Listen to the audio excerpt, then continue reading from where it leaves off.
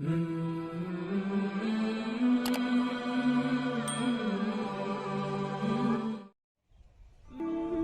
اللہ کے نام سے جو بڑا مہربان نہایت رحم والا ہے۔ حضرت ابو ہریرہ رضی اللہ تعالی عنہ سے مروی ہے کہ رسول اللہ صلی اللہ علیہ وآلہ وسلم نے فرمایا، جانتے ہو مفلس کون ہے؟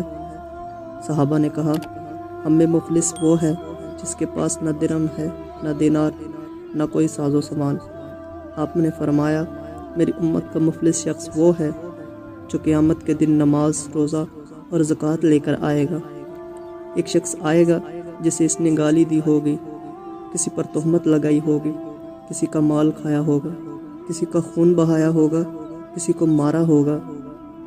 اس شخص کی نیکیوں میں سے اسے بھی دے دیا جائے گا اور اسے بھی دے دیا جائے گا۔ اگر اس کے ذمے لوگوں کے حقوق پورے ہونے سے پہلے اس کی نیکیاں ختم ہو گئی تو ان کے گناہ اٹھا کر اس شخص پر لاد دیے جائیں گے، پھر اسے آگ میں پھینک دیا جائے گا۔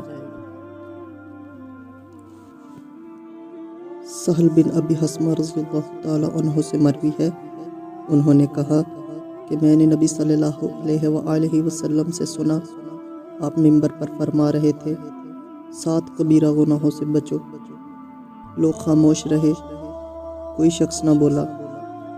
آپ صلی اللہ علیہ وآلہ وسلم نے فرمایا، کیا تم مجھ سے ان کے بارے میں سوال نہیں کرو گے؟